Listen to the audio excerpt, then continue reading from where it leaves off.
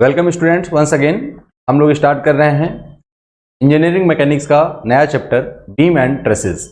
अभी इससे पहले आप लोगों ने जो पढ़ा है मैकेनिक्स का डेफिनेशन इंट्रोडक्शन, जिसमें system of forces and their application हम लोगों ने पढ़ा है। दूसरे चैप्टर में हम लोगों ने पढ़ा है सेंट्रॉइड तथा मोमेंट ऑफ इनर्शिया। तो मोमेंट ऑफ इनर्शिया में किस तरीके से हम लोगों को क्वेश्चन करना था, क्या हम लोगों ने उसमें क्वेश्चन के पार्ट्स किए हैं, किस तरीके से हम लोग मोमेंट को सॉल्व करते हैं, मोमेंट को कंसीडर करते हैं, और मोमेंट का मीनिंग क्या होता है, फोर्स का मीनिंग क्या होता है, कपल कैसे हमारे पास काम करते हैं, किस तरीके से मोमेंट क्लॉकवाइज एंटी क्लॉकवाइज होता है, ये सब हम लोगों ने जान लिया है। देखिए, अगर आपको बीम एंड ट्रेसेस के बारे में पढ़ना है और आप लोगों को ये समझना है कि किस तरीके से ये वर्क करता है, इस पर कैसे रिएक्शन आएगा, वो हम लोग तभी समझ पाएंगे जब हमें सिस्टम ऑफ फोर्स और उनका एप्लीकेशन आए, मोमेंट लेने आए कि किस तरीके से हम लोग मोमेंट ले पाएंगे, नहीं ले पाएंगे। क्योंकि पूरा जो क्वेश्चन है बीम का, ट्रेसेस का, वो सिर्फ और सिर्फ न्यूटन के फर्स्ट सेकंड थर्ड लॉ पर ही आधारित है, और हम लोग जनरली थर्ड लॉ का यूज करते हैं। फर्स्ट लॉ में जब मोशन होने लगता है तब हम लोग उसकी बातचीत करते हैं। थर्ड लॉ जो है हमारे पास, मोशन अगर नहीं हो रहा है, अगर बॉडी इक्विलिब्रियम में है, तो कितना रिएक्शन कहां से जनरेट होगा, उसके बारे में हम लोग देखते हैं। दोस्तों देखिए, मैंने आप लोगों को यह बताया था कि अगर फोर्स किसी बॉडी पे काम कर रहा है तो या तो उस बॉडी को मोशन कराएगा या इक्विलिब्रियम में रखने की कोशिश करेगा। तो वो हम लोग को फ्री बॉडी डायग्राम बनाने आना चाहिए। फ्री बॉडी डायग्राम क्या है, मैं आप लोगों को अगर रिवाइज करूं तो वह डायग्राम जिसका सभी संपर्क सतहों से संपर्क हटा दिया जाए तथा उस पर लगने वाले सभी बलों को परिमाण तथा दिशा से दिखा दिया जाए, तो हमारे पास क्या होता है, फ्री बॉडी डायग्राम कहलाता है। इस चैप्टर को पढ़ने के लिए आप लोगों को फ्री बॉडी डायग्राम आना चाहिए, लोड आने चाहिए। लोड कितने तरीके के होते हैं, जो हम लोगों ने अप्लाइड और नॉन अप्लाइड के बारे में बात किया था। फिर अप्लाइड लोड में हम लोग दो तरीके का बॉडी है, एक पॉइंट फोर्स है, एक डिस्ट्रीब्यूटेड लोड है। डिस्ट्रीब्यूटेड लोड में हमारे पास बॉडी फोर्स था, सरफेस फोर्स था। सरफेस फोर्स में हम लोगों ने देखा था uniformly distributed load, uniformly varying load and irregularly varying load. मतलब किसी भी तरीके से हमारे पास बदल सकता है, वेरिएबल लोड हमारे पास कहलाएगा। तो उस तरीके से हमारे पास फोर्सेस थे। उन फोर्सेस का किस तरीके से हम लोग इक्विवेलेंट फोर्स निकालते हैं और रिएक्शन में उसका क्या यूज होगा, कि हम लोग यूनिफॉर्मली डिस्ट्रीब्यूटेड लोड को किस तरीके से पॉइंट लोड में कन्वर्ट कर सकते हैं, यूनिफॉर्मली वेरिंग लोड को पॉइंट लोड में कैसे वेरी कर सकते हैं। इस बारे में अगर आप लोगों को स्टडी है और थोड़ा सा अगर आप लोग रिवाइज कर लेंगे, पिछले लेक्चर्स में सब कुछ रिकॉर्डेड है। अगर कोई समस्या होगी तो जो हम लोग का क्वेश्चन सॉल्विंग का सेशन होता है उसमें आप लोग पूछ सकते हैं। ठीक, तो आइए हम लोग देखते हैं कि बीम्स क्या होते हैं और किस तरीके से हम लोग इनको डिफाइन करते हैं। तो सबसे पहले हम लोग बीम को डिफाइन करेंगे, फिर हम लोग बीम के डिफरेंट टाइप के सपोर्ट्स के बारे में बात करेंगे। आप लोग को याद हो तो जब हम लोगों ने सिस्टम ऑफ फोर्सेस पढ़ा था, तो सिस्टम ऑफ फोर्सेस में भी हम लोगों ने सपोर्ट्स पर रिएक्शन के बारे में देखा था कि किस तरीके का रिएक्शन डेवलप होता है। देखिए दोस्तों, रिएक्शन का क्या मतलब होता है, जिस डायरेक्शन में हम मोशन नहीं करने देना चाहते हैं उस डायरेक्शन में हमें फोर्स लगाना पड़ेगा, इक्वल एंड अपोजिट। अगर हम रोटेशन को भी रोकना चाहते हैं तो हमें एक मोमेंट लगाना पड़ेगा। तो जो रिएक्शन, जो सपोर्ट अगर मोशन को रोकेगा तो फोर्स आएगा, मतलब इक्विलिब्रियम अगर हमारे पास कंसीडर करना चाहेगा, और जहां पर रोटेशनल मोशन को रोकने की कोशिश करेगा वहां पे हमारे पास एक मोमेंट जनरेट होगा। तो मोमेंट को मोमेंट से हम लोग रोक सकते हैं, फोर्स को फोर्स से हम लोग रोक सकते हैं। किस तरीके से हम लोग अप्लाई करते हैं, आइए हम लोग सबसे पहले देखते हैं डेफिनेशन ऑफ ए बीम। हम बीम किसको कहेंगे? बीम का नाम आप लोगों ने बहुत बार सुना होगा। बीम का यूज हम लोग एक्चुअल में कंस्ट्रक्शन डिपार्टमेंट में भी करते हैं और इंजीनियरिंग डिपार्टमेंट में भी करते हैं। इंजीनियरिंग डिपार्टमेंट में कहां पर होता है, अगर आप लोगों ने सुना हो चेसिस, गाड़ी का कोई बॉडी है, उस पर अगर हमें लोड लगाना है तो बीम के फॉर्मेट में भी होता है। देखिए, किसी अगर दो पहिए वाहन की अगर हम लोग बात करें तो उसका जो टोटल वेट है उनके पहियों पर, उनके धुरों के एक्सिस पर लगा होता है, और पूरे स्ट्रक्चर को, इनफैक्ट हम लोग वहां पर स्ट्रक्चर लेंगे जहां पे ट्रसेस के बारे में हम लोग बात करेंगे, तो वहां पर हम लोग देखेंगे कि स्ट्रक्चर्स क्या होते हैं, बीम्स क्या होते हैं। तो हम लोग बीम मैकेनिकली भी यूज करते हैं और सिविल कंस्ट्रक्शन में भी हमारे पास यूज होता है, जो कि सिविल इंजीनियरिंग में आप लोगों ने देखा होगा। और जब भी किसी का घर या बिल्डिंग बनता है तो आप लोगों ने बीम ढलाई, आप लोगों ने सुना होगा कि बीम किस तरीके से होता है। तो हम लोग टेक्निकली बीम को किस तरीके से डिफाइन करते हैं, तो आइए देखते हैं हम लोग बीम क्या है और किस तरीके से हम लोग इसको डिफाइन कर सकते हैं। तो बीम एंड ट्रसेस में बीम हमारे पास क्या है, स्ट्रक्चरल मेंबर। क्या है भाई, एक स्ट्रक्चरल मेंबर है subjected to multiple transverse shear load. देखिए, एक एक चीज को हम लोग समझेंगे, स्ट्रक्चरल मेंबर क्या होते हैं और ये ट्रांसवर्स शियर लोड क्या होते हैं। लोड भी लगाने के बहुत तरीके हैं फ्रेंड्स। लोड हम लोग किसी भी बॉडी पर लोड हम लोग उसके या तो एक्सिस के परपेंडिकुलर लगा सकते हैं या एक्सिस के अलोंग लगा सकते हैं। ठीक, तो एक्सिस के अलोंग जो भी लोड काम करते हैं वो कहलाते हैं लॉन्गिट्यूडनल एक्सिस, लॉन्गिट्यूडनल फोर्सेस। क्या कहलाते हैं वो? लॉन्गिट्यूडनल फोर्सेस, जो लंबाई के अनुदिश काम करते हैं। और जो लंबाई के परपेंडिकुलर यानी अक्ष के लंबवत काम करते हैं फोर्स, उसको हम लोग कहते हैं transverse shear force. Transverse shear force का मतलब होता है वह लोड या वह फोर्स जो एक्सिस के परपेंडिकुलर लंबवत डायरेक्शन में काम करें। तो आप लोग देखिए, बीम जितने भी होते हैं उस पर हमारे पास वर्टिकली डाउनवर्ड बीम पर छत का भार आएगा, और छत का भार आएगा तो उसको हम लोग कहीं ना कहीं सपोर्ट भी किए होंगे। तो हम लोग यहाँ पर सपोर्ट्स लगाएंगे, क्योंकि अगर वेट लगेगा तो ये मोशन करने लगेगा और हम मोशन नहीं करने देना चाहते हैं। तो हम लोग यहाँ पे सपोर्ट्स देंगे तो उसकी वजह से रिएक्शन भी डेवलप होगा।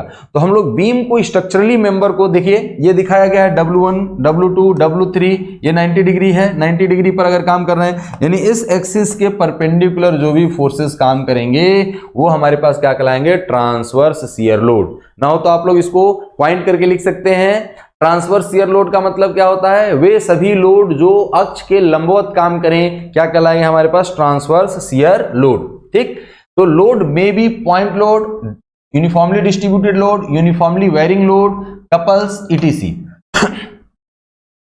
बीम में बी हॉरिजेंटल, वर्टिकल और इंक्लाइंडेड। बीम किसी भी तरीके से हो सकता है। जनरली बीम जो होते हैं वो क्या होते हैं? हॉरिजेंटल होते हैं।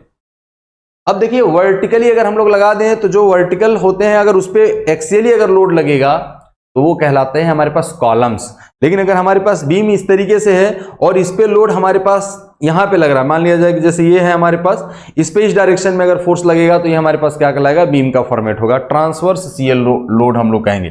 देखिए, स्ट्रक्चर का क्या मतलब होता है? स्ट्रक्चरल मेंबर मतलब हमारे पास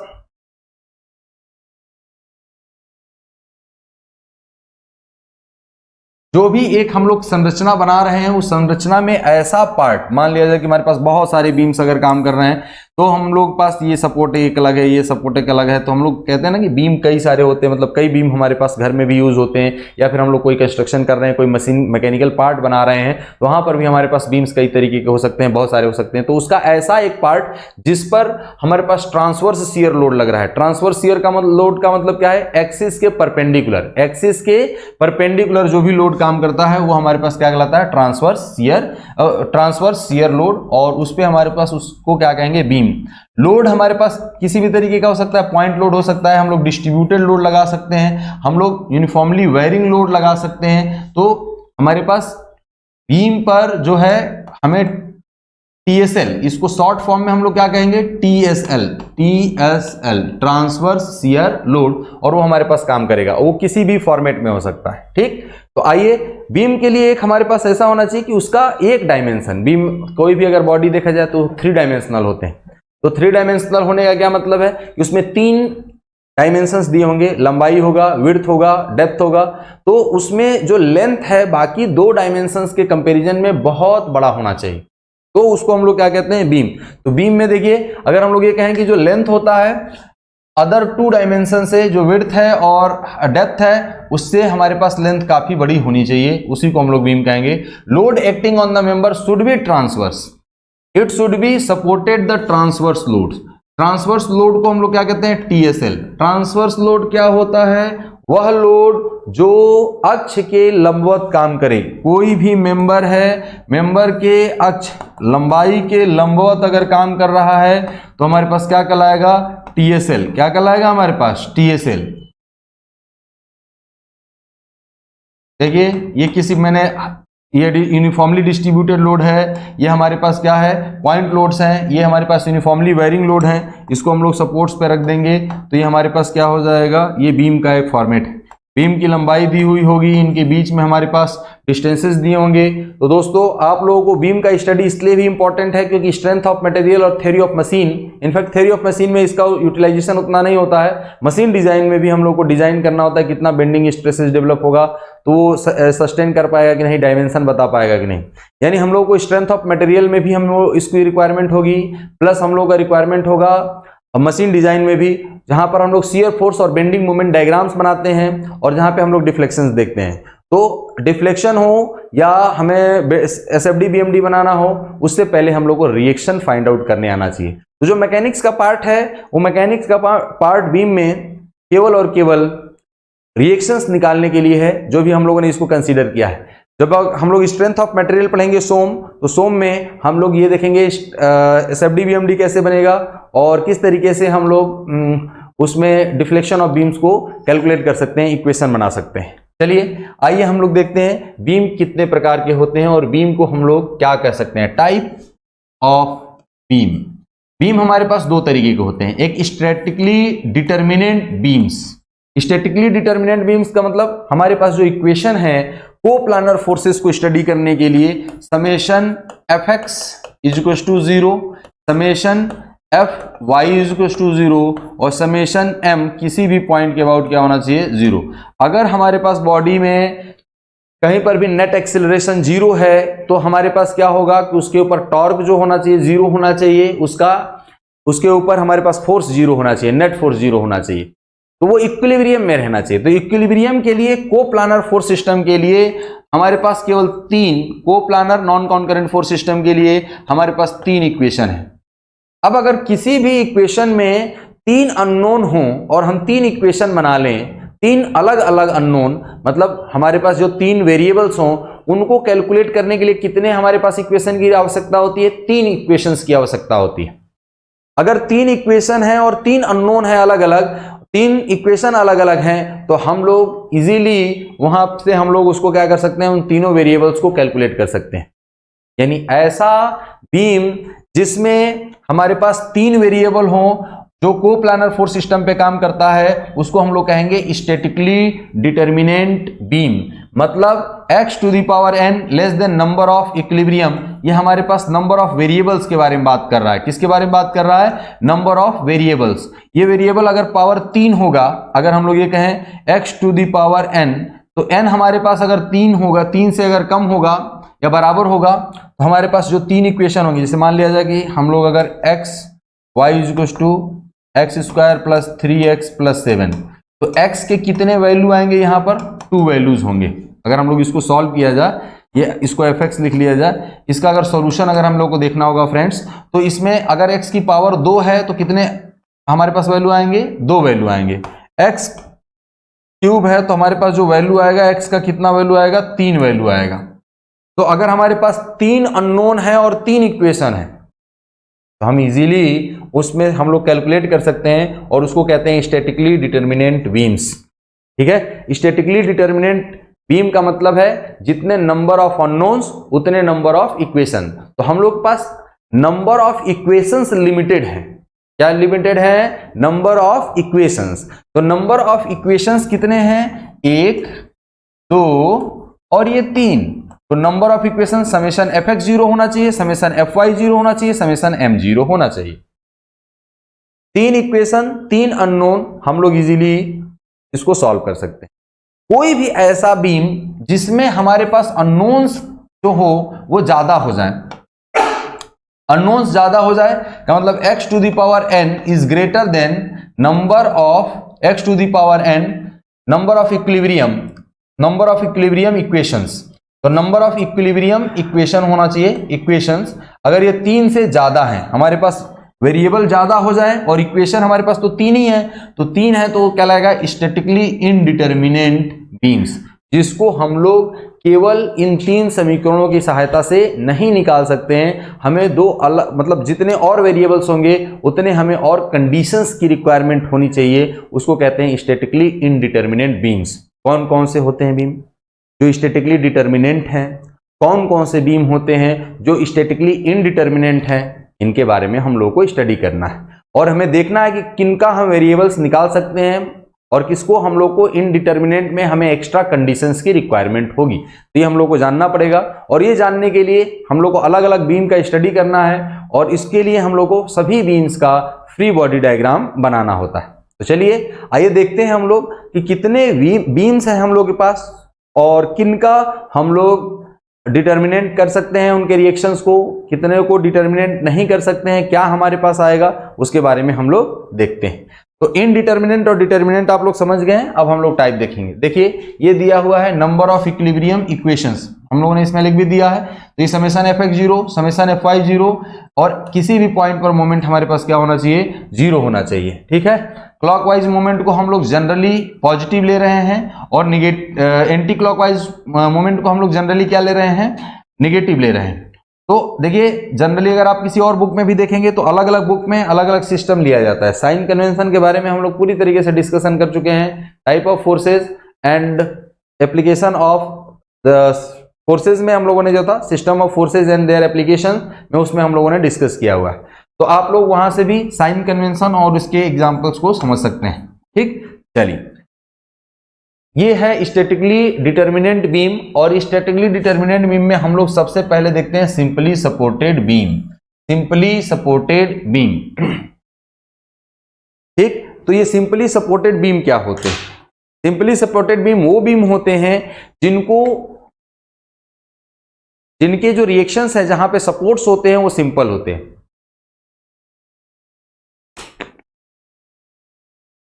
ये सपोर्ट, सिंपल सपोर्ट क्या होते हैं भाई? सिंपल सपोर्ट का क्या मतलब होता है? हम लोग ऐसे सपोर्ट्स की बात करें जहां पर हम लोगों ने किसी बीम को, मान लिया जाए किसी को हमें रोकना है, तो हमारे पास ये बीम है, हम एक तरफ के सपोर्ट की बात कर रहे हैं। इसको सिंपली अगर यहां पर ये दोनों तरफ अगर हम लोग बना दें, इसको सिंपली अगर ऐसे रख दिया गया हो, केवल ये वर्टिकल डायरेक्शन के मोशन को रोकता हो, उसको हम लोग क्या कहते हैं? सिंपल सपोर्ट कहते हैं। तो इस डायरेक्शन में हमारे पास मोशन नहीं हो पाएगा, तो यहां पर हमारे पास एक रिएक्शन काम करेगा, यहां पर भी रिएक्शन काम करेगा, इस पे वेट काम करेगा। लेकिन ये बीम इस डायरेक्शन में इधर आगे पीछे मोशन कर सकता है, और ये इसके अबाउट टर्न भी कर सकता है। हमारे पास किसी भी तरीके से कोई समस्या नहीं होगी। और अगर समस्या नहीं होगी, इसका मतलब वो केवल एक मोशन को रोकने का कोशिश कर रहा है। ऐसे सपोर्ट को हम लोग क्या कहते हैं? Simple support. अगर कोई बीम जो सिंपली सपोर्टेड अगर हो, यानी सिंपल उसमें एक हमारे पास सिंपल सपोर्टेड हो, एक हिंज सपोर्ट हो जाए, तब भी हम लोग उसको क्या कहते हैं? सिंपल सपोर्ट कहते हैं। तो सिंपल सपोर्ट हमारे पास सिंपली सपोर्टेड बीम क्या होता है? In this beam the simple supports are used at the both ends. तो यहां पर देखिए ये जो है रोलर बीम को भी हम, रोलर सपोर्ट को भी हम लोग क्या कहते हैं? सिंपल सपोर्ट कहते हैं। तो यहां पर एक पॉइंट हिंज सपोर्ट लगा दिया गया। इनफैक्ट हमारे पास यहां पर भी क्या होना चाहिए? एक सिंपल सपोर्ट होना चाहिए। तो सिंपल सपोर्ट को हम लोग रोलर, एक ट्रायंगल बनाते हैं हम लोग, और उस ट्रायंगल के नीचे व्हील्स लगा करके हम लोग दिखा सकते हैं।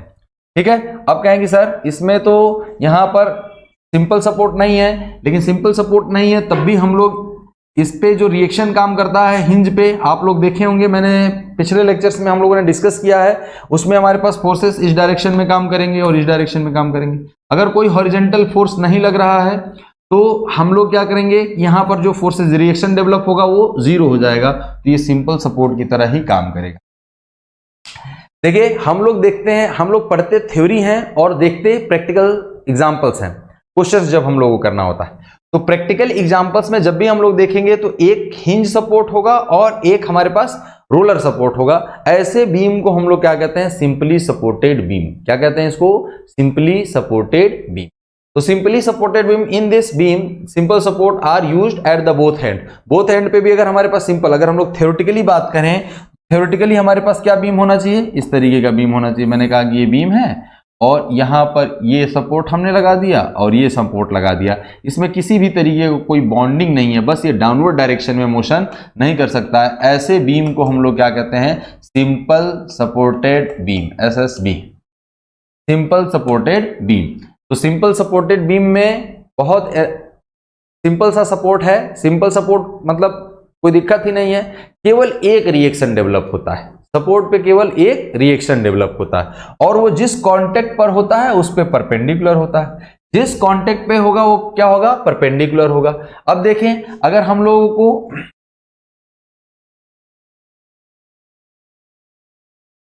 तो देखिए हमारे पास ABCD, ये अगर पूरे बीम की बात करें तो इसमें हमारे पास 2 लोड लगे हैं, इसको W1 कर लेते हैं, इसको W2 कह लेते हैं। ये डिस्टेंसेस भी आपको दिए रहते हैं। इसको हमने कह दिया कि ये L है, ये L1 है, ये L2 है और यहां से यहां तक हमारे पास क्या है? L3।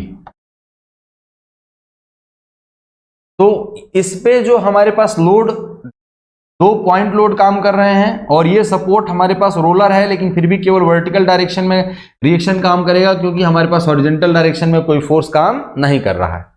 तो अगर हम लोग इसका फ्री बॉडी डायग्राम बनाएं और इसको देखें कि कौन कौन सा फोर्स इस पर काम करता है, तो हिंज पर देखिए 2 फोर्स काम करते हैं 2 परपेंडिकुलर डायरेक्शन में, लेकिन हम लोग जितने लोड के तरीके पर डिपेंड करेंगे। रिएक्शन अगर कहीं पर लोड नहीं लग रहा है तो उस डायरेक्शन में रिएक्शन डेवलप नहीं होगा। रिएक्शन डेवलप नहीं होगा तो कैसे हम लोग काम करेंगे, देखते हैं हम लोग। ये है इसका फ्री बॉडी डायग्राम। ये देखिए, ये जहां पर मैंने बोला था कि ए पर हमारे पास क्या काम कर रहा है, रोलर सपोर्ट है। तो रोलर सपोर्ट को अगर हम लोग कंसीडर करेंगे तो रोलर सपोर्ट में हमारे पास क्या आएगा, यहां पर एक हॉरिजॉन्टल रिएक्शन आएगा, एक वर्टिकल रिएक्शन आएगा, और जहां सिंपल सपोर्ट होगा या रोलर सपोर्ट होगा केवल और केवल एक रिएक्शन आएगा। तो फ्री बॉडी डायग्राम में हम लोगों को कोई अलग से चीज नहीं करना होता है, इस पर जितने जितने फोर्सेस काम करने हैं वो फोर्सेस को हम लोग दिखा देंगे। यानी इस बीम पर जितने फोर्स काम कर रहे हैं उन फोर्सेस को मैग्नीट्यूड और डायरेक्शन से दिखा देंगे, तो हमारे पास फ्री बॉडी डायग्राम आ जाएगा। ये हमारे पास फ्री बॉडी डायग्राम है। ए बी का ये पॉइंट सी था, ये पॉइंट हमारे पास डी है। इसमें रोलर सपोर्ट पे एक हॉरिजॉन्टल डायरेक्शन में आएगा क्योंकि हॉरिजॉन्टल डायरेक्शन में मोशन नहीं करने देगा, एक वर्टिकल। देखिए हॉरिजॉन्टल डायरेक्शन में कोई फोर्स काम नहीं कर रहा है, तो आर ए एच अपने आप जो होगा वो क्या हो जाएगा, 0 हो जाएगा। अब हमारे पास कितने इक्वेशन है, हम लोग पास तो 3 इक्वेशन है, हम लोग जानते हैं। और कितने अननोन है, 3 अननोन है। तो 3 इक्वेशन और 3 अननोन, हम लोग इजीली वैल्यूज को क्या कर सकते हैं, कैलकुलेट कर सकते हैं। तो इसीलिए ये हमारे पास क्या कहलाता है, सिंपल सपोर्टेड बीम। तो सपोर्ट्स पे कितने कितने रिएक्शन काम करते हैं आप पिछले लेक्चर में देख सकते हैं, ठीक है। अब मान लिया जाए कि इसमें हम लोग को रिएक्शन फाइंड आउट करना है, तो रिएक्शन फाइंड आउट करने के लिए हम लोग को 3 इक्वेशन लगाने पड़ते हैं। या मान लिया जाए कि ये L1 है, ये L2 है और ये क्या है, L3। तो जो टोटल डिस्टेंस हो गया हमारे पास कितना हो गया, L1 plus L2 plus L3। यानी L इक्वल टू हम लोग क्या लिखेंगे, L1 plus L2 plus L3। अब अगर हम लोग ये कहें कि हम लोग पास इक्वेशन क्या है, summation F X equal to 0। X direction में कोई फोर्स काम कर रहा है, आर ए एच, और कोई फोर्स नहीं है तो आर ए एच हमारे पास क्या आ गया, 0। दूसरा हमारे पास हो गया summation F Y equal to 0। तो वाई डायरेक्शन में कोई फोर्स काम कर रहा है, R A V plus are B minus W, इसको 1 मान लो, इसको 2 मान लो, तो हम लोग क्या लिखेंगे, W1 minus W2 equal to 0। और कोई फोर्स नहीं है तो R A V plus are B equal to W1 plus W2। ये इक्वेशन नंबर 1 हो गया। अब देखिए हमें आर ए एच मालूम है, 2 इक्वेशन बने और 3 अननोन है तो हम लोग सॉल्व नहीं कर सकते हैं, तो हमें एक और इक्वेशन देखना होगा। हम लोगों ने इक्वेशन देखा कि ma के अबाउट हम लोग क्या कर रहे हैं, मोमेंट को 0 कर दे रहे हैं।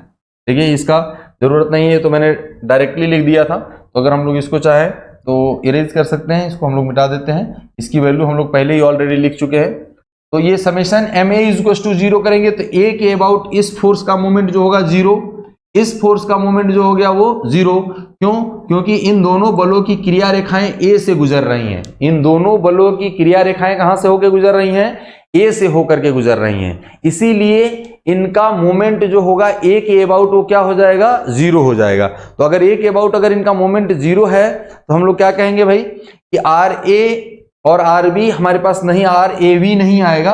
W1 कैसे घुमाने का कोशिश करेगा, क्लॉकवाइज या एंटी क्लॉकवाइज। देखिए मैंने आपको बताया था डायरेक्शन याद करिए, ये नीचे की डायरेक्शन में घुमा रहा है मतलब ये क्लॉकवाइज डायरेक्शन में होगा, और क्लॉकवाइज को हम लोग क्या लेकर के चलते हैं, पॉजिटिव, यानी W1 इंटू L1, ये क्या होगा, पॉजिटिव। फिर हम लोग देखें W2, वो भी इसके अबाउट डाउनवर्ड डायरेक्शन में घुमा रहा है, तो W1 L1 plus L2 clockwise ही था हमारे पास, पॉजिटिव आ जाएगा। अब देखिए जो आरबी है ए के अबाउट किधर घुमाने का कोशिश करेगा, ऊपर की तरफ, यानी एंटी क्लॉकवाइज। यानी एंटी क्लॉकवाइज होगा तो minus RB L1 plus L2 plus L3 equal to 0। तो हमारे पास यहां से एक इक्वेशन बनेगा, आरबी इक्वल टू कितना आ जाएगा हमारे पास, W1 L1 प्लस W, ये W2 था, sorry, W2 L1 plus L2 divided by length L1 plus L2 plus L3। अब अगर यहां से RB इक्वल टू निकल जाएगा इस फॉर्मूले से, तो RB का वैल्यू इसमें पुट करेंगे तो हमें RAV आ जाएगा। RAH निकाल चुके हैं, RB आ गया है, RAV हम लोग न्यूमेरिकली अगर होता तो हम लोग कैलकुलेट कर लेते, इजीली हम लोग यहां से वैल्यू फाइंड आउट कर सकते हैं। तो सिंपली सपोर्टेड बीम को किस तरीके से सॉल्व करना है ये मैंने आपको बताया। हम लोगों को 3 इक्वेशन बनाने आना चाहिए, summation fx equal to 0, summation fy equal to 0 और किसी भी पॉइंट के अबाउट मोमेंट 0। तो किसी भी पॉइंट के अबाउट ले सकते हैं, तो सर आपने A के अबाउट ही क्यों लिया, C के अबाउट क्यों नहीं लिया, D के अबाउट क्यों नहीं लिया, B के अबाउट क्यों नहीं लिया, या फिर यहां क्यों नहीं ले लिया। हम कहेंगे भाई आप कहीं से भी लेंगे तो क्वेश्चन सॉल्व होगा, लेकिन अगर C या D से के बीच में, C या D पर ले रहे हैं या AB के बीच में किसी भी पॉइंट के अबाउट मोमेंट लेंगे, वो 0 तो होगा लेकिन उसमें RAV और RB दोनों आएगा। RAV यानी ये रिएक्शन भी आएगा और ये रिएक्शन भी आएगा। तो ये जो इक्वेशन बनेगा 2 अननोन्स में इक्वेशन बनेगा। हम लोग क्या करते हैं कि मोमेंट जब किसी के भी अबाउट 0 होगा तो अपनी सुविधा के अनुसार हम लोग मोमेंट कंसीडर करते हैं।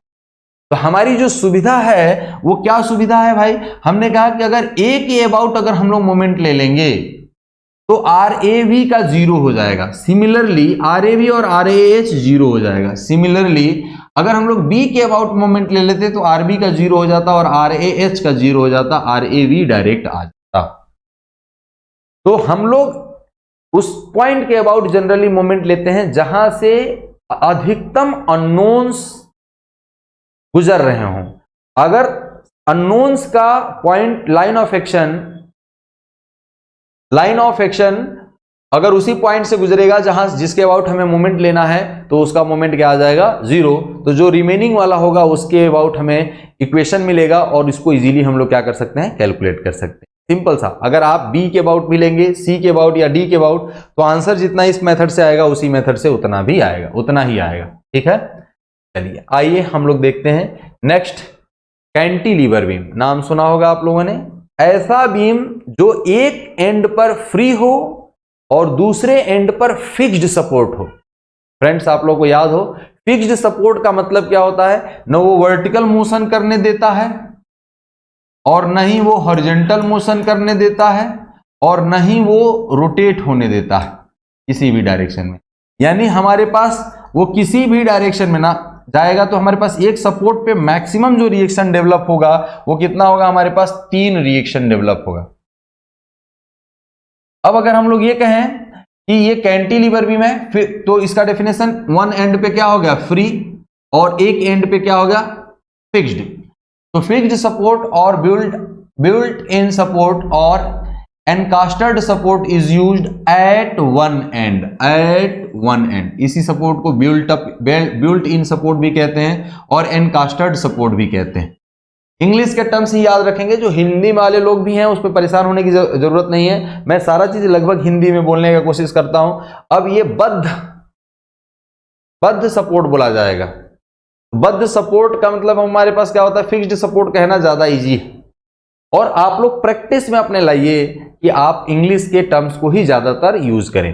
तो बिल्ट इन सपोर्ट भी हमारे पास हुआ है, तो बिल्ट इन सपोर्ट हिंदी में लिख लीजिए, बिल्ट सपोर्ट, इनकास्टर सपोर्ट, तो उससे आपका प्रैक्टिस होगा। ठीक, चलिए तो आइए हम लोग इसका देखते हैं। अगर फ्री बॉडी डायग्राम बनाना हो और इस पे रिएक्शन फाइंड आउट करना हो तो हम लोग किस तरीके से फाइंड आउट करेंगे। तो ये है हमारे पास फ्री बॉडी डायग्राम। ए पॉइंट पे RAH हॉरिजॉन्टल डायरेक्शन में रिएक्शन आएगा, वर्टिकल डायरेक्शन में भी यहां पर मोशन नहीं हो रहा, RAV, और यहां पे हमारे पास एक मोमेंट जनरेट होगा MA, क्योंकि ये मुड़ना भी नहीं चाहेगा। मैंने आपको बताया था कि अगर हमारे पास किसी सपोर्ट को, देखिए सिंपल सपोर्ट का मतलब हमने ऐसे रख दिया तो ये केवल नीचे नहीं जा सकता, ये हॉरिजॉन्टल डायरेक्शन में मोशन कर सकता है, ये ऐसे रोटेट कर सकता है, कोई समस्या नहीं होगी।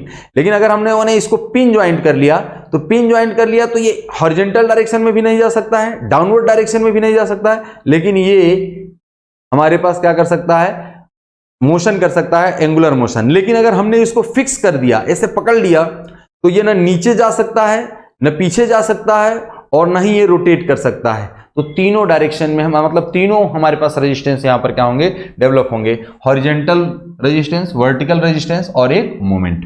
ठीक, अब देखिए कितने अननोन है भाई, 1 2 3, तो number of x to the power n में अननोन्स होंगे वो 3 के इक्वल होंगे, और हम लोग बहुत खुश हो जाएंगे क्योंकि 3 अननोन, 3 इक्वेशन हम लोग आसानी से निकाल सकते हैं। 3 इक्वेशन क्या है, summation fx equal to 0, summation fy equal to 0 और किसी भी पॉइंट के अबाउट मोमेंट 0। तो देखिए अगर हम लोग ये कहें कि हम लोगों को इसमें रिएक्शन फाइंड आउट करना है RAV, RAH और RAY, तो हम लोग पास इक्वेशन क्या है, summation fx equal to 0। x direction में कोई फोर्स काम कर रहा है, हाँ कर रहा है, RAH ये रिएक्शन है, तो RAH इसके अलावा और कोई नहीं है, तो RAH इक्वल टू क्या होगा, 0, क्योंकि समेशन fx इक्वल टू क्या है हमारे पास 0। तो हम लोग क्या लिखेंगे भाई, अगर RAH हमारे पास क्या हो जाएगा, 0 हो जाएगा। अब अगर हम लोग y डायरेक्शन में देखें, समेशन fy इक्वल टू 0, तो समेशन fy डायरेक्शन में अगर हम लोग 0 देखें तो y डायरेक्शन में ये फोर्स है, ये फोर्स है, ऊपर के डायरेक्शन को हम लोग पॉजिटिव लेकर चलते हैं, तो RAV minus W equal to क्या हो गया, 0, यानी RAV इक्वल टू क्या आ गया, W। हमें मोमेंट लेना है समेशन m, मैंने कहा कि जिस पॉइंट पे सबसे ज्यादा वेरिएबल्स काम कर रहे हो वहां पर मोमेंट ले लेंगे। देखिए दोस्तों यहाँ पे एक बहुत मैजिक चीज होने वाला है, हम यहाँ पर ए के अबाउट मोमेंट काम कर रहे हैं, तो मोमेंट हम लोग फोर्सेस का देखेंगे या खुद मोमेंट हो, और ये बी हमारे पास है, तो हम लोग जनरली जहां पर सबसे ज्यादा वेरिएबल्स होते हैं वहीं पर हम लोग क्या करते हैं, मोमेंट 0 करते हैं। हम लोग किसी भी पॉइंट के अबाउट मोमेंट 0 कर सकते हैं क्योंकि वो इक्विलिब्रियम में है, इस इक्विलिब्रियम की कंडीशन को फुलफिल करेगा। अब अगर हम लोग ये कहें कि MA इक्वल टू क्या हो गया, 0, तो MA इक्वल टू 0 आ गया, तो हम लोग कहना चाहते हैं कि RAH का मोमेंट क्या होगा, 0, RAV का इसी पॉइंट से होकर के गुजर रहे हैं तो मोमेंट क्या आएगा, 0। लेकिन ये तो खुद मोमेंट है ना फ्रेंड्स, ये क्या है, ये तो खुद मोमेंट है। अगर ये खुद मोमेंट है साहब तो ये कैसे 0 होगा, फोर्स इंटू परपेंडिकुलर डिस्टेंस लेते थे। देखिए भाई अगर हमारे पास किसी पॉइंट पे मोमेंट लग रहा है तो अगर फोर्स होता तब हमें इसका डिस्टेंस देखने का जरूरत है, लेकिन फोर्स अगर इसी पॉइंट से अगर गुजरेगा तो उसका डिस्टेंस 0 हो गया। लेकिन अगर मोमेंट ही उस पॉइंट के अबाउट हमें दिया हुआ है तो वो थोड़ी 0 होगा, तो हम लोग क्या लिखेंगे, MA। कैसे डायरेक्शन में लग रहा है, एंटी क्लॉकवाइज, हमने कह दिया माइनस। इसके अबाउट इस फोर्स का मोमेंट अगर इसकी लंबाई हमें दी है L, तो यहां से यहां तक L हो जाएगा, तो MA क्लॉकवाइज डायरेक्शन में W into L is equal to 0, यानी MA भी आ गया हमारे पास, MA इज इक्वल टू कितना हो गया, W इंटू में L, यानी ए के अबाउट मोमेंट भी हमारे पास आ गया जो रजिस्टिंग मोमेंट था, और रजिस्टिंग मोमेंट हमारे पास W इंटू L आ गया। ये कैंटिलीवर का बीम है। अब हमारे पास किसी भी तरीके का हमारे पास क्वेश्चन हो सकता है कि इस तरीके का अगर हमारे पास क्वेश्चन है कितना हमारे पास आएगा, यूनिफॉर्मली डिस्ट्रीब्यूटेड लोड है तो कितना आएगा, तो मैं सबके लिए एक एक एग्जांपल लेकर के चलूंगा और उस पर हम लोग क्वेश्चन सॉल्व करेंगे। ठीक है, तो चलिए हम लोग देखते हैं फर्स्ट ऑफ ऑल कि हम लोग इस पे क्वेश्चन ही देख लें। सबसे पहले हम लोग अगर क्वेश्चन ही देख लें इस पे कि क्वेश्चन हमारे पास किस तरीके से काम करेगा, तो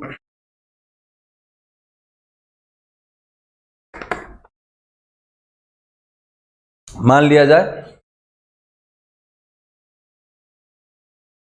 कि हमारे पास एक कैंटिलीवर बीम है और इस कैंटिलीवर बीम में हमारे पास एक फोर्स काम कर रहा है जो यूनिफॉर्मली वेरिंग लोड है। यूनिफॉर्मली वेरिंग लोड हमने मान लिया कि ये एक लोड है, ये एक साथ हम लोग ले रहे हैं, इसमें अलग से कोई W लोड नहीं काम कर रहा है। मैं आप लोगों को समझाने के पर्पज से एक क्वेश्चन ये सॉल्व कर रहा हूं कि अगर इस तरीके का हमारे पास फोर्स अगर दिया हुआ है तो ये इसका जो इंटेंसिटी है हमने ये मान लिया कि W किलो न्यूटन पर मीटर है। देखिए फ्रेंड्स इसको आप लोगों को समझना बहुत जरूरी है।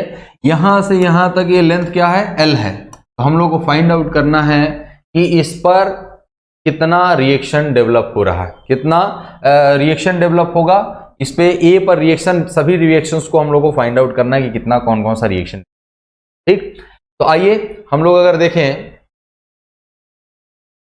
इसका हम लोग फ्री बॉडी डायग्राम अगर बनाएंगे तो क्या बनेगा free body diagram? Free body diagram जो बनेगा, जो पूरा लोड है उसका टोटल वैल्यू कितना होता है मैं आप लोगों को बता चुका हूं। अगर ये क्या है UVL, एक समान रूप से फैलता हुआ भार, यहां से यहां तक का जो लोड का वैल्यू होगा इसका एरिया होता है।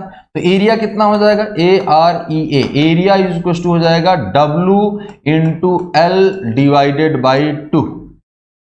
ऊंचाई बटे आधार, सॉरी ऊंचाई गुणे आधार बटे 2, ये अगर इन दोनों का गुणनफल ले लेंगे 1/2 ऊंचाई गुणे आधार, तो हम लोग पास एरिया आ जाएगा। और यही एरिया जो होता है टोटल लोड W होता है, यानी स्मॉल WL अपॉन 2। और ये कहां पर काम करता है? फ्री एंड से कितने दूरी पर काम करता है? 2L/3 दूरी पर, और यहां से L/3 दूरी पर। तो आइए हम लोग इसका अगर फ्री बॉडी डायग्राम बनाए तो ये लोड हमारे पास काम नहीं करेगा, क्योंकि हम लोगों ने इसको हटा दिया है। एक लोड हमारे पास काम कर रहा है, ये कितना? Small WL/2। कितनी दूरी पर? यहां से काम कर रहा है 2L/3 दूरी पर, और यहां पर काम कर रहा है ये यहां से L/3 दूरी पर। अब हमें RAH और RAV का वैल्यू निकालना है। Summation FX is equal to 0, X direction में जो फोर्स है उसका अगर वैल्यू हम लोग क्या करें? 0 करें, तो हम लोग क्या देखेंगे भाई? Fx इज इक्वल टू 0, तो क्या आएगा? RAH is equal to 0। ये आ गया एक रिएक्शन का वैल्यू। दूसरा summation Fy is equal to, अगर हम लोग ये कहें कि Fy इज इक्वल टू आ गया 0, तो y डायरेक्शन में RAV काम कर रहा है, वर्टिकली अपवर्ड काम कर रहा है, minus W small WL upon 2 काम कर रहा है वर्टिकली डाउनवर्ड, ये क्या हो जाएगा? 0। RAV इज इक्वल टू आ जाएगा WL अपॉन 2। ये इक्वेशन हमारे पास जो आ गया, सेकेंड वैल्यू आ गया, ये फर्स्ट वैल्यू था। अब थर्ड हम लोग को निकालना है किसी भी पॉइंट के अबाउट मोमेंट, यानी मोमेंट अबाउट ए हम लोगों ने मान लिया 0। ये MA ये वाला 0 नहीं किए हैं, moment sum of moment about a है, ये sum of moment about a, ये MR होना चाहिए था, या ए पर मोमेंट रेजिस्टिंग मोमेंट, वो भी सही है, हम लोग इसमें कोई वो नहीं मान करके चलेंगे। ये समय आप लोग इससे कंफ्यूज नहीं होइएगा। MA जो है वो ए पॉइंट पे सभी फोर्सेस का वैल्यू क्या है हमारे पास? 0, तो RAH 0 का आ जाएगा, मोमेंट 0 ही आएगा, MA आएगा, और माइनस में WL/2 इंटू 2L/, तो ये 2 से 2 कैंसिल आउट हो जाएगा, इज इक्वल टू 0 है ही, तो MA इज इक्वल टू आ जाएगा हमारे पास WL/। कोई दिक्कत? चलिए, तो इस तरीके से हम लोग क्वेश्चन सॉल्व कर सकते हैं। आइए देखते हैं नेक्स्ट जो बीम है हमारे पास, overhanging beam. Overhanging beam क्या है? इसमें हमारे पास होता है कि जो भी सपोर्ट्स हैं उसके बाहर हमारे पास बीम का पोर्शन या तो एक साइड हो या दोनों साइड हो। अगर एक साइड भी होगा तब भी ओवर हैंगिंग ही कहलाएगा।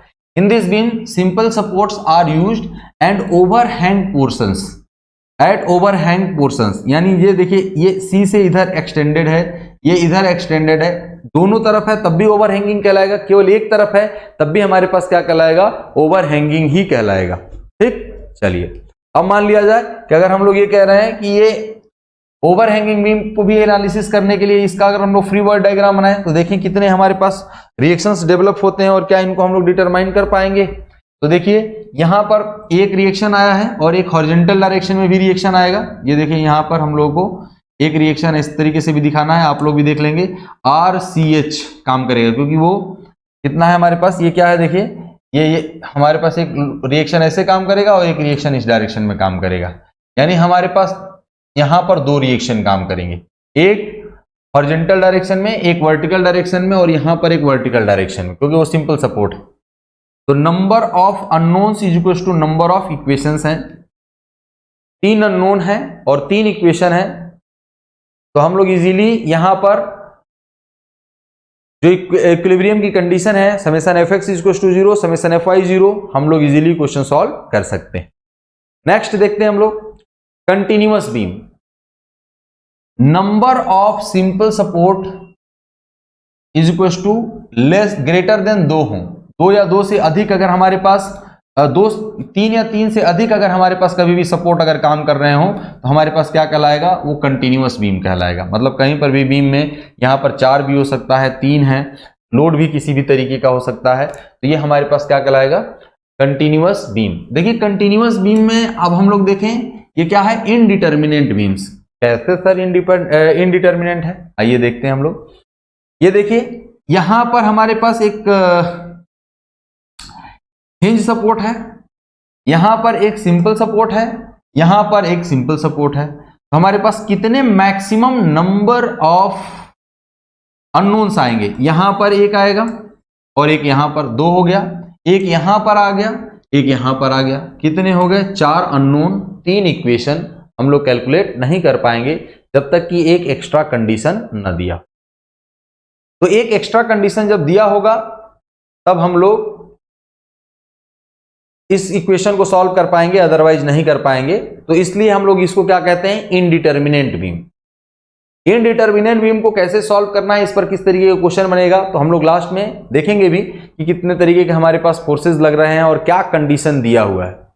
तो हम लोग स्लोप के इक्वेशन, स्लोप कहां पर मैक्सिमम मिनिमम होगा उसकी कंडीशन पर ले सकते हैं, या मैक्सिमम स्लोप कितना आएगा उसके बेसिस पर हम लोग इसको सॉल्व करते हैं। ए continuous beam is one which is fixed at the both and, बिल्कुल नहीं। Fixed at one and and free at the other and, नहीं, ये फिक्स्ड बीम कहलाता है, ये कैंटिलीवर बीम कहलाता है। Supported on more than 2 supports, very good. Extending beyond the supports, ये ओवरहैंगिंग बीम कहलाता है, ये भी नहीं होगा। यानी supported on more than 2 supports, ये भी आपका एसएससी जेईई का क्वेश्चन है, तो ये क्वेश्चन आया हुआ है, आप लोग इसको देख सकते हैं। जब हम लोग सीट सॉल्व करेंगे तो और देखेंगे। नेक्स्ट जो आता है प्रॉप्ड कैंटिलीवर, इसका भी डेफिनेशन बार बार पूछा जाता है। प्रॉप्ड कैंटिलीवर बीम क्या होता है? प्रॉप्ड कैंटिलीवर बीम में यहां पर जो हमारे पास होता है, हमारे पास एक सपोर्ट हम लोग लगा देते हैं, यहां पर एक पिन ज्वाइंट कर सकते हैं, सिंपल सपोर्ट कह सकते हैं। कैंटिलीवर का ऐसा फॉर्म जिसमें फ्री एंड पर एक सपोर्ट होता है, वो हिंज सपोर्ट हो सकता है, वो सिंपल सपोर्ट हो सकता है, उसको हम लोग क्या कहते हैं, प्रॉप्ड कैंटिलीवर बीम। क्या कहते हैं उसको? Propped cantilever beam. तो प्रॉप्ड कैंटिलीवर बीम में हमारे पास क्या होगा कि एक एंड हमारे पास क्या होगा, फिक्स होगा, और दूसरा एंड जो होगा हमारे पास एक सपोर्ट पर, सिंपल सपोर्ट हो या हिंज सपोर्ट हो, उस पर टिका हुआ होगा। तो यहां पर 3 अननोन, यहां पर 2 अननोन, 5 अननोन्स हो गए। और 5 अननोन्स हो गए तो हमारे पास इक्वेशन कितना है, 3 है, इसीलिए स्टैटिकली इनडिटर्मिनेंट है। तो मान लिया जाए कि ये हमारे पास वर्टिकल डायरेक्शन में आ गया, ये हॉरिजॉन्टल है, और ये जो हमारे पास है MA, ये क्या है हमारे पास भाई, मोमेंट आया है जो फिक्स्ड सपोर्ट पे है, यहाँ पे मोमेंट नहीं, RVV RVH, 5 अननोन, 3 इक्वेशन। हम लोग अननोन्स को फाइंड आउट नहीं कर पाएंगे जब तक कि हमें इक्वेशन न दिया हो, कंडीशन न दिया हो। तो देखिए दोस्तों, इसका क्वेश्चन भी पूछा जाता है और बार बार पूछा गया है क्वेश्चन। इवन ये IES में भी पूछा गया है क्वेश्चन, गेट में भी ये क्वेश्चन पूछा गया कि प्रॉप्ड कैंटिलीवर बीम क्या होता है। केवल डेफिनेशन पूछ लेता है, वन एंड फिक्स्ड हो, दूसरा हमारे पास सिंपल या हिंज सपोर्ट अगर होगा तो हमारे पास क्या कहलाएगा। जनरली हम लोग हिंज सपोर्ट यूज करते हैं, क्वेश्चंस में हमारे पास वो सिंपल सपोर्ट का फॉर्मेट भी दे सकता है। तो हम लोग हिंज सपोर्ट अगर एक एंड पे हो और एक पे फिक्स हो तो उसको क्या कहेंगे, propped cantilever, propped cantilever beam. ठीक, चलिए अब अगर हम लोग ये कहें क्वेश्चन देखा जाए कि क्वेश्चन क्या है, find the reactions at the supports. देखिए भाई, जब सबसे पहले हम लोगों को, ये सिंपल सपोर्टेड बीम है, कैसा सपोर्ट बीम है, ये सिंपल सपोर्टेड बीम है। तो सिंपली सपोर्टेड अगर बीम है हमारे पास, तो इस बीम में हम लोग को सबसे पहले फ्री बॉडी डायग्राम बनाना होता है। क्या बनाना होता है? Free body diagram. और जहां जहां पर रिएक्शन लग सकता है उन रिएक्शंस को परिमाण तथा दिशा से हम लोग दिखाएं, और फिर हम लोग इक्वेशन लगाएंगे। तो आप लोग फटाफट इसका फ्री बॉडी डायग्राम बना दीजिए। नाम लिखना बहुत जरूरी होता है, नाम नहीं दिया है तो A लिख लीजिए, इसको B लिख लीजिए, इसको हम लोग लिख लेते हैं C, क्योंकि वो AB के चक्कर में वो नाम आप लोगों ने जो लिखा होगा उसमें गड़बड़ हो जाएगा। ये C है, ये D, यहां से 1 मीटर दिया है, ये 2 मीटर दिया है, ये 1 मीटर दिया है। ठीक, बनाइए सबसे पहले आप लोग इसका free body diagram. Free body diagram जब भी हम लोग बनाएंगे तो जो भी डिस्ट्रीब्यूटेड लोड होते हैं उनको पॉइंट में कन्वर्ट कर दिया जाता है। इसमें कन्वर्ट कर दिया जाता है, पॉइंट में कन्वर्ट कर दिया जाता है। मैंने आप लोगों को बताया है कि यूनिफॉर्मली डिस्ट्रीब्यूटेड लोड और यूनिफॉर्मली वेरिंग लोड को पॉइंट में कैसे कन्वर्ट कर सकते हैं। अभी मैंने एक फॉर्मेट बताया था कैंटिलीवर बीम पे कि यूनिफॉर्मली वेरिंग लोड को कैसे करते हैं, तो यहाँ पर यूनिफॉर्मली डिस्ट्रीब्यूटेड लोड को फ्री बॉडी डायग्राम से इसको कन्वर्ट करके जल्दी से इसको बनाइए, 1 मिनट का टाइम मैं देता हूं।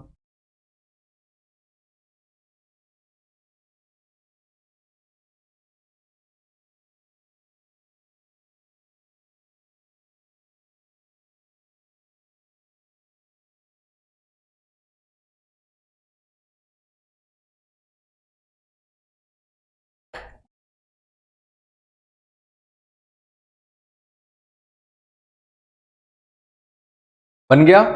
चलिए मैं इसको बनाता हूं फ्री बॉडी डायग्राम, मैच कीजिए आप लोगों ने जो बनाया है। मैंने कहा कि यहां पर ए है, ये कैसा सपोर्ट है भाई, सबसे पहले सपोर्ट को देखेंगे, ये हिंज सपोर्ट है। तो हिंज सपोर्ट होगा तो यहां पर वर्टिकल डायरेक्शन में मोशन नहीं होगा, तो हम लोग कहेंगे आर ए वी। हॉरिजॉन्टल डायरेक्शन में मोशन नहीं होने देगा, तो हम लोग लिखेंगे आर ए एच।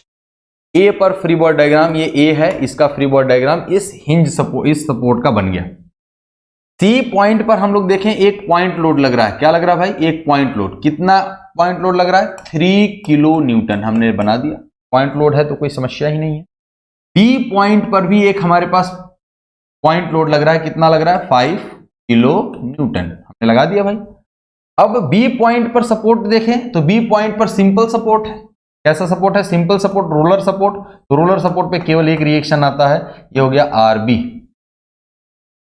अब अगर हम लोग ये कहें कि इन दोनों के बीच में एक यूनिफॉर्मली डिस्ट्रीब्यूटेड लोड लग रहा है, एक समान रूप से फैला हुआ बल, एक समान रूप से फैला हुआ बल, तो इसका जो पूरा सेंटर होगा, देखिए रेक्टेंगल के फॉर्मेट में होता है, और टोटल लोड जो होता है इन बिटवीन काम करता है। तो इन बिटवीन माने सेंटर पर काम करेगा, 5 किलो न्यूटन पर मीटर का है। अगर 1000 रुपए पर घंटे अगर मैं कमा रहा हूं तो 2 घंटे में मुझे कितना पैसा मिलेगा, 2 आवर्स। 5 किलो न्यूटन पर मीटर, अगर 5 किलो न्यूटन पर मीटर का अगर लोड लग रहा है तो 2 मीटर अगर लग रहा है तो कितना लोड लगेगा उस पर, 10 न्यूटन का। और कहां पर काम करेगा, उसके सेंटर पर। हमने सेंटर पर लगा दिया 10 न्यूटन। देखिए भाई फिर से 10 किलो न्यूटन आएगा, किलो न्यूटन में दिया है। हमने कहा इसका जो टोटल एरिया आएगा, देखिए ये 5 है ये हाइट में, और यहां से यहां तक का ये जो डिस्टेंस है टोटल वो कितना है, 2 मीटर। तो एरिया जो हमारे पास बनेगा वो कितना होगा, एरिया के टर्म्स में नहीं, 5 इंटू 2। देखो मीटर है तो मीटर से मीटर कैंसिल आउट होना चाहिए, लंबाई से हम लोग मल्टीप्लाई कर देंगे तो हमें मीटर से कैंसिल आउट होगा। कितने मीटर के लिए हमें निकालना है, 2 मीटर के लिए, तो 2 मीटर से हम लोग मल्टीप्लाई कर देंगे तो कितना हो जाएगा, 10 किलो न्यूटन। तो हमारे पास क्या आएगा, 10 किलो न्यूटन का एक फोर्स काम करेगा, 10 किलो न्यूटन। ये 10 किलो न्यूटन है, ये 3 किलो न्यूटन है, इनके सभी के बीच में देखिए 1 मीटर हो गया, ये 1 मीटर हो गया। ये कहां पर काम कर रहा है भाई, अगर इसी डायग्राम में हम लोग देखें तो ये 1 मीटर पर काम करेगा सी से, तो इनके बीच में 1 मीटर हो गया, इनके बीच में भी क्या हो जाएगा, 1 मीटर, यहां पर भी क्या हो जाएगा, 1 मीटर। सभी डिस्टेंसेस हम लोगों ने फाइंड आउट कर लिया, सभी नाम हम लोगों ने लिख लिया। अब हम लोगों को क्या करना है, इसका वैल्यू निकालना है, इसका वैल्यू निकालना है, इसका वैल्यू निकालना है। आइए अगर हम लोग इस पे एक नेक्स्ट अगर कलर अगर हम लोग कंसीडर करें तो देखिए हम लोग ये कहें समेशन एफ एक्स जो होना चाहिए वो क्या होना चाहिए, 0। Summation F x, x direction में कोई फोर्स काम कर रहा है क्या, नहीं, तो R A H is equal to क्या हो जाएगा, 0 कंसीडर। ठीक है, अब अगर हम लोग कहें कि वर्टिकल डायरेक्शन में अगर फोर्सेस के बारे में बात करें, ये वर्टिकल, ये भी वर्टिकल, ये भी वर्टिकल, ये भी वर्टिकल, ये भी वर्टिकल, तो summation F Y is equal to 0।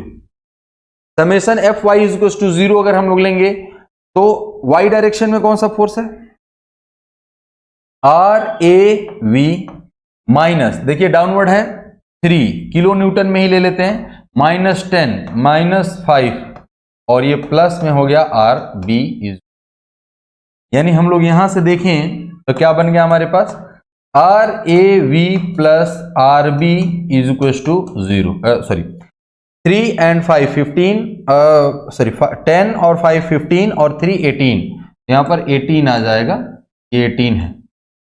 ठीक है। 18 ये इक्वेशन नंबर 1, मैं उसको सही से लिख देता हूं।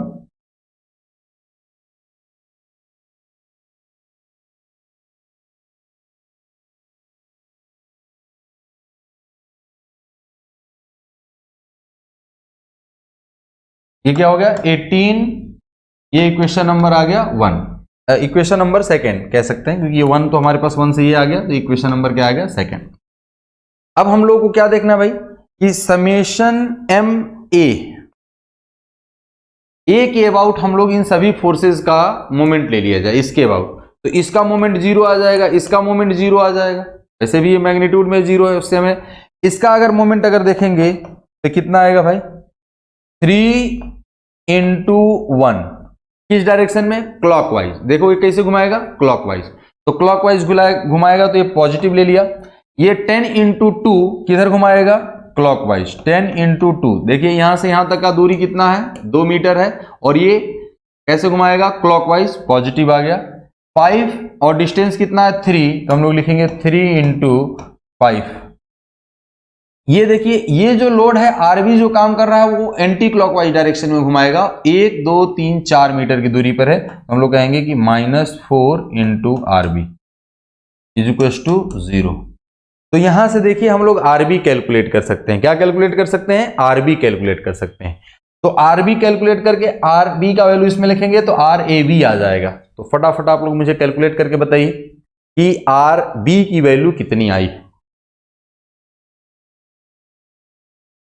देखिए ये देखा जाए 3 into 1 plus 10 into 2 plus 3 into 5 is equal to 38 divided by 4 is equal to 9.5, यानी आरबी जो आ गया हमारे पास,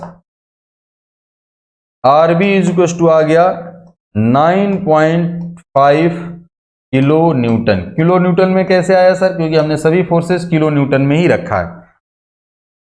कृपया आप लोग फिर से इसको मैच कराएं, ये 3 होगा, ये 20 होगा, ये 15 होगा, तो 20 और 15, 35 और 3 38, और 38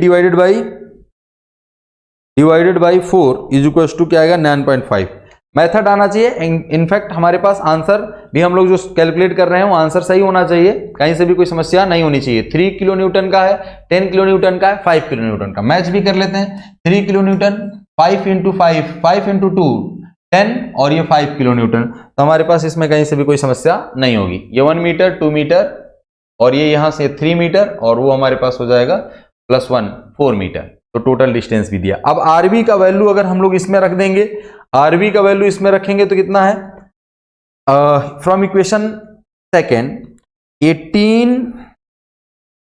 18 माइनस 9.5 इज इक्वल टू 8.5, यानी यहां से जो हम लोग अगर कैलकुलेट करेंगे तो आरबी जो आ जाएगा हमारे पास कितना आएगा, देखिए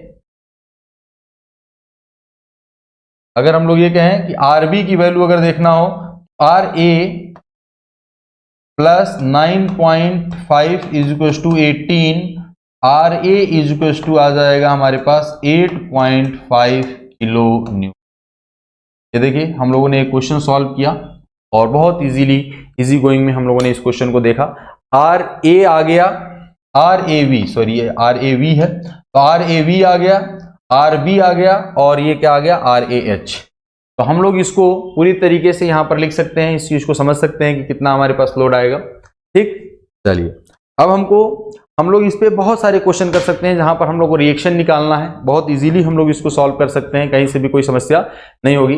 इसके बाद का टॉपिक है ट्रस। मैं इससे पहले आप लोगों को कोई क्वेश्चंस देना चाहता हूं, कुछ क्वेश्चंस आप लोग होमवर्क के लिए अगर करेंगे, मैं वहीं से स्टार्ट करूंगा जब नेक्स्ट हम लोग लेक्चर स्टार्ट होगा। मान लिया जाए कि एक हमारे पास सिंपल सपोर्टेड बीम है आर ए, मैं डायरेक्ट रिएक्शन ही दे देता हूं, ये आर बी, ये बी पॉइंट है, ये सी पॉइंट है, यहां से यहां पर अगर हमारे पास लोड लग रहा है, इसका मैक्सिमम इंटेंसिटी दिया हुआ है 10 न्यूटन पर मीटर, और यहां इसका जो हमारे पास है वो 6 मीटर का हमारे पास लेंथ है। ये क्वेश्चन नंबर 1 मान लेते हैं। तो हमें निकालना है व्हाट इज आर ए और व्हाट इज आर बी। दूसरा क्वेश्चन अगर हम लोग देखें कि अगर हम लोग पास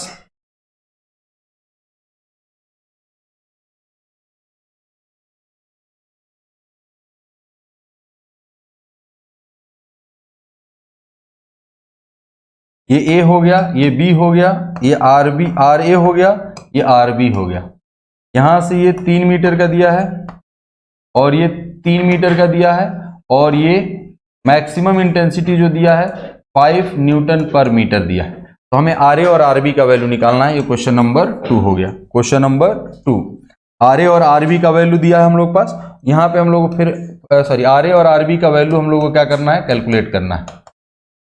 ठीक, नेक्स्ट अगर हम लोग देखें, अगर मैं कहूँ कि कैंटिलीवर में एक बहुत इंपॉर्टेंट क्वेश्चन है, उस क्वेश्चन को आप लोग सॉल्व करने का कोशिश करें, तो मैं यहाँ पर एक क्वेश्चन आप लोगों को दे देता हूँ।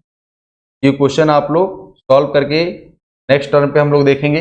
एक कैंटिलीवर बीम है और इस कैंटिलीवर बीम पर एक मोमेंट काम कर रहा है, यहां से यहां तक L डिस्टेंस दिया हुआ है। इस मोमेंट का वैल्यू m = 10 न्यूटन मीटर है, 10 न्यूटन मीटर है। ये A है, ये B है, हमें निकालना है आर ए और आर बी पर रिएक्शन कितना आएगा। दूसरा चीज, सिंपल सपोर्टेड बीम में भी एक हमारे पास क्वेश्चन है, हम लोग सिंपल सपोर्टेड पे, तो ये तीसरा क्वेश्चन हो गया। चौथा क्वेश्चन हम लोग ये कहें, सिंपल सपोर्टेड बीम अगर हमारे पास है, ये आर ए है, ये आर बी है और यहां पर एक मोमेंट काम कर रहा है 20 न्यूटन मीटर का, और यहां से इनका डिस्टेंस जो दिया है वो 3 मीटर का दिया है और यहां से यहां तक का मोमेंट जो वो दिया है 4 मीटर दिया। ये ए है, ये बी है, हम लोग को फाइंड आउट करना है R A and R B कितना। ठीक है, तो आज के लिए बस हम लोग इतना ही करते हैं। नेक्स्ट टर्न पे हम लोग देखेंगे इन क्वेश्चंस के बारे में और हम लोग एनालिसिस करेंगे ट्रेसेस का और किस तरीके से हम लोग ट्रेसेस के क्वेश्चन सॉल्व करते हैं, तो हम लोग देखेंगे। आज के लिए बस इतना ही, मिलते हैं हम लोग नेक्स्ट टर्न पे। ठीक है, थैंक यू क्लास।